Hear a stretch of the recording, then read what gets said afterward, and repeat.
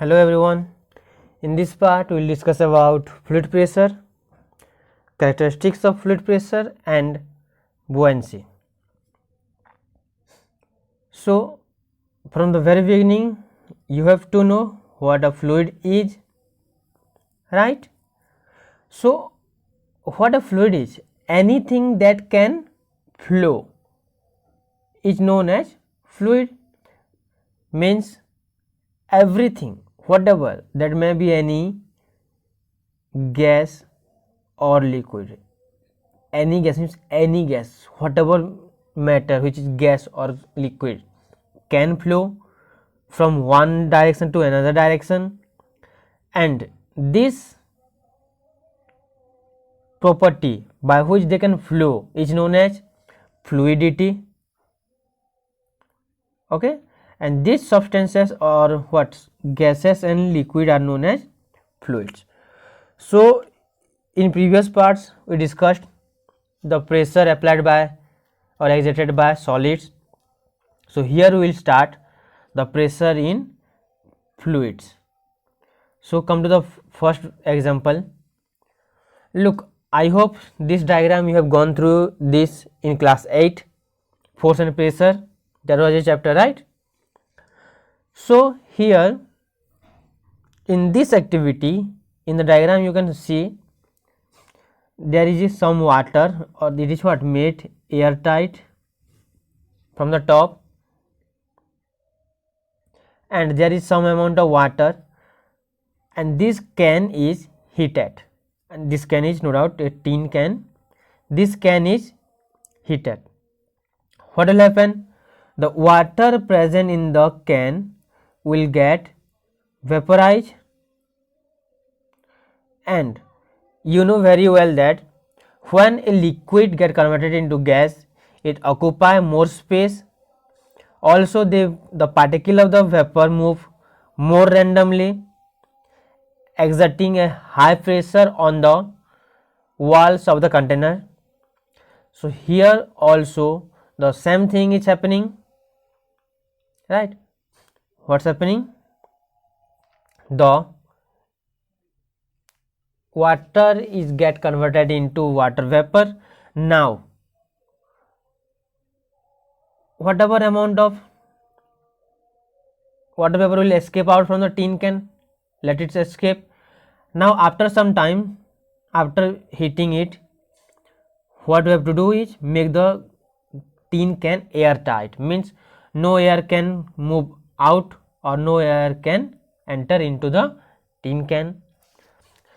Here in diagram B, after making it airtight, pour some cold water on the can, over the can. What will happen?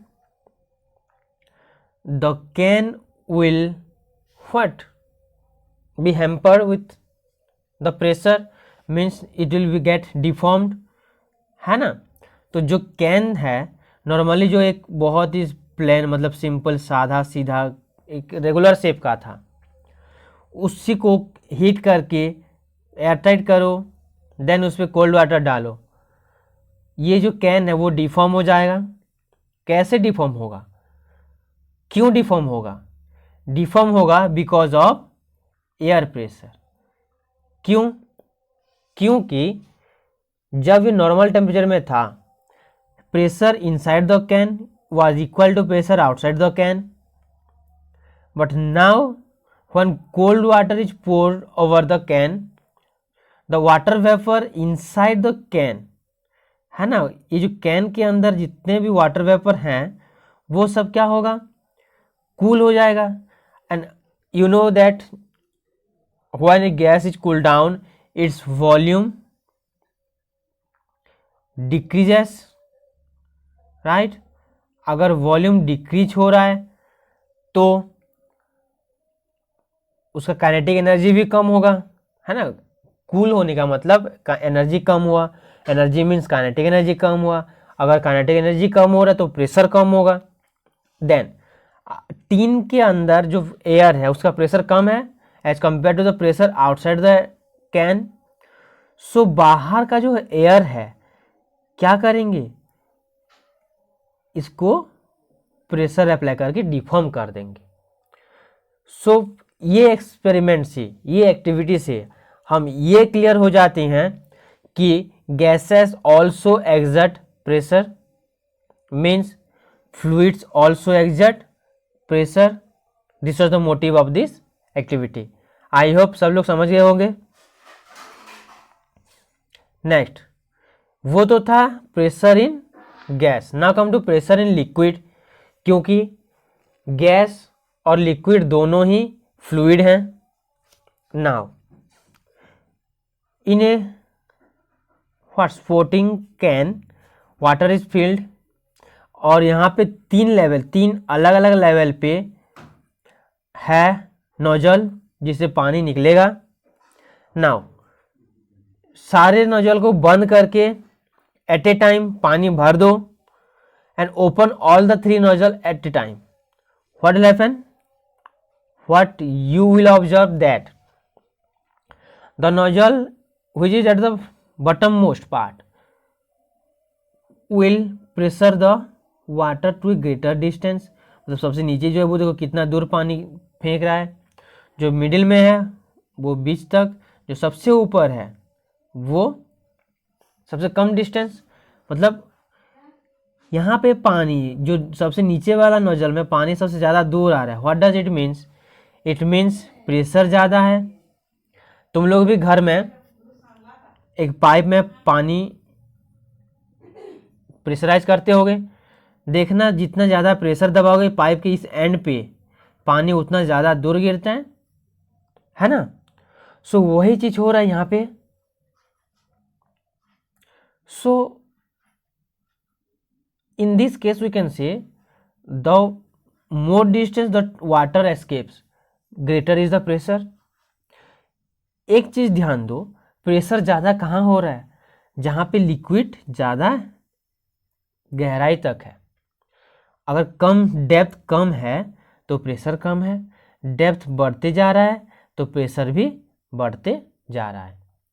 This means we can conclude that pressure of water, in this case we are taking water in the container, in the can, so pressure of water increases with depth, means liquid pressure, or here pressure is directly proportional to height of the liquid column. We can say depth means what? height of the liquid column। मतलब ये nozzle के लिए height इतना है, इसके लिए इतना है, इसके लिए जस्ट इतना सा है। So we can say liquid pressure is directly proportional to depth of the liquid column। Okay, so liquid में जो प्रेशर है वो डिपेंड करता है किस चीज पे? लिक्विड का हाइट पे। उसका सरफेस कितना हो, डेंसिटी कितना हो, वो फर्क नहीं पड़ता। ठीक है। नाउ प्रेशर इन फ्लूइड्स, तो प्रीवियसली ये जो डायग्राम देखे इसको थोड़ा ध्यान से याद रखो, इसी को के चलते हम आगे कुछ कंक्लूजन निकालेंगे। All liquids and gases are fluids, ये ऑलरेडी तुम लोगों को बता चुका हूँ। मतलब जितने भी लिक्विड और गैस हैं सबके सब फ्लूइड है, मीन्स सबके सब फ्लो कर सकते हैं। नेक्स्ट, फ्लूइड्स है वेट, वेट है क्योंकि अर्थ का ग्रेविटेशनल फोर्स उस पर काम करता है। And they also exert pressure on the base and walls of the container, means दो जगह पे प्रेशर अप्लाई करते हैं। किस किस पे? मान लो इस कंटेनर में कुछ लिक्विड है, पहले तो ये उसका बेस है, यहाँ पे उसका प्रेशर अप्लाई होगा, और इसका जो वॉल है इस पे भी प्रेशर अप्लाई होता है। Pressure is transmitted undiminished in all direction, means किसी भी कंटेनर में अगर मान लो लिक्विड है एंड किसी भी पॉइंट पे उस पर फोर्स अप्लाई करो तो वहाँ पे प्रेशर होगा, and that pressure is transmitted in all direction. जितने भी डायरेक्शन हैं हर एक डायरेक्शन में ये प्रेशर ट्रांसमिट होता है। दैट ऑल्सो इक्वली, ऐसा नहीं है कि एक डायरेक्शन में ज़्यादा प्रेशर होगा एक डायरेक्शन में कम होगा, not like that. Liquid pressure exert equal pressure in all the possible direction. ये तीनों पॉइंट्स हैं कैरेक्टरिस्टिक्स ऑफ लिक्विड प्रेशर, याद रखो। नाउ बुएंसी, सो सिंपली बोले तो बुएंसी एक प्रॉपर्टी है हर एक लिक्विड का, हर एक गैस का। देखते हैं क्या है ये। We can define buoyancy as the upward force applied by the fluid on the object or the body when an object is put in or submerged in the liquid। ये statement को ध्यान से सुनो। किसी भी कंटेनर में अगर liquid है और उस लिक्विड में कोई भी ऑब्जेक्ट मान लो सबमर्ज्ड है या फिर फुल्ली merged है, then what will happen? This object will experience some upward force inside the liquid, है ना। मतलब देखना, ट्राई करना तुम किसी भी ऑब्जेक्ट को अगर हम पानी में डुबाएं तो वो पानी ऑब्जेक्ट को क्या करता है, ऊपर अपवर्ड फोर्स अप्लाई करता है, right. So this upward force or this property is known as buoyancy and this force is known as buoyant force। clear? देखो या confusion नहीं। the property of the liquid to apply an upward force is known as buoyancy and the force exerted by the object is known as buoyant force। इसका spelling थोड़ा देखना बच्चों, BUOYANCY। So buoyancy is the property, buoyant force is the force। Now when a body is in water it displaces some amount of water owing to its weight। मतलब एक object को अगर हम पानी में डुबाएं तो वो उतना अमाउंट का वेट वाटर को डिस्प्लेस करेगा जितना उसका वेट है। Okay, the amount of water displaced is computed by the object's density which relates to the volume। मतलब कितना अमाउंट वाटर डिस्प्लेस हुआ है वो कैसे निकालेंगे, उसका वॉल्यूम इनटू डेंसिटी। मिलेगा क्या हमें, मास, और इसी मास से इनटू कर दो एक्सीलरेशन ड्यू टू ग्रेविटी, मिलेगा हमें वेट। देखो ये सब फॉर्मूला पहले से पढ़ चुके हैं, याद करो, याद नहीं है तो फिर से प्रीवियसली रिवाइज करो एक बार और। Now the volume of a cricket ball and beach ball can be the same as their different weight, their density differ. Means density अलग है तो मास अलग है, तो वॉल्यूम के साथ देखो कंपेरेटिव, सब रिलेटिव है। The solid steel block descends in water, but the steel ship does not। देखो एक शिप मतलब जिसमें हजारों लोग बैठ सकते हैं, वो शिप पानी में डूबता नहीं है, लेकिन उसी स्टील से बना हुआ एक छोटा सा बॉल पानी में डूब जाता है। ये सब चक्कर है इस बुएंट फोर्स का, ठीक है। मतलब कितना लिक्विड को वो डिस्प्लेस करेगा, अगर उससे ऑब्जेक्ट के जितना वेट का लिक्विड को अगर वो डिस्प्लेस करे तो इजीली फ्लोट करेगा, उतना को नहीं कर पाए तो इजीली सिंक करेगा। Clear? So that's why here it is written that the quantity of displaced water in the upward direction is elucidated in terms of buoyant force. यहाँ पे देखो लोगों को तुम देखे होगे ऐसे स्विम करते हुए, फ्लोट करते हुए वाटर पे। वो कैसे करते हैं, कब करेंगे, जब उनका जो बुएंट फोर्स है वो इक्वल हो, किससे, buoyant force is equal to the weight of liquid displace.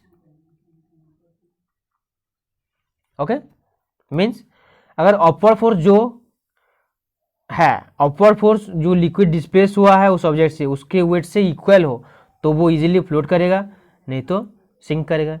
तो ऐसे जब कोई भी फ्लोट करता है ना ऐसे, तो उसका जो लिक्विड का डिस्प्लेस कर रहा है उसका weight is equal to the weight of the buoyant force.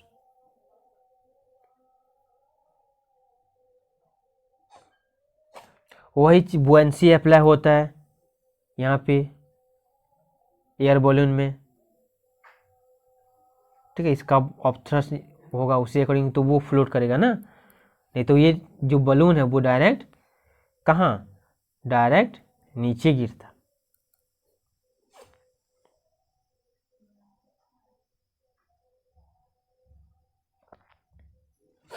Now buoyant force is also known as of thrust. देखो इसमें कोई कंफ्यूजन नहीं होना चाहिए, buoyant force is nothing but of thrust. Buoyant force increases with increase in density of the liquid, means एक liquid का density जितना ज़्यादा होगा बुएंट फोर्स भी उतना ही होगा। तो यहाँ पे देखो ऑब्जेक्ट्स बहुत सारे हैं, तो whenever an object is placed on a liquid there are two forces acting on the object, one is the weight that is gravitational force and one is upward force और buoyant force। तो इन दोनों के basis पे हम find out कर सकते हैं कि एक ऑब्जेक्ट फ्लोट करेगा कि सिंक करेगा, है ना। देखते हैं, तो अगर हम दोनों को कंपैरेटिवली देखें तो हमें दो केस मिल सकता है। क्या क्या मिलेगा,